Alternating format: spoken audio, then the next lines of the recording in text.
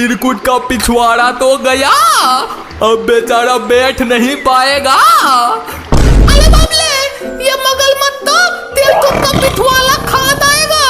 त्या तलू। हाँ, ये ले।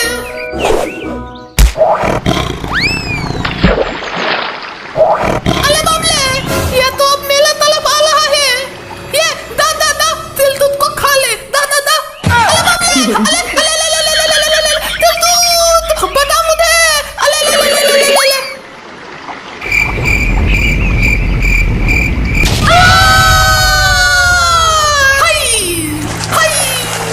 अरे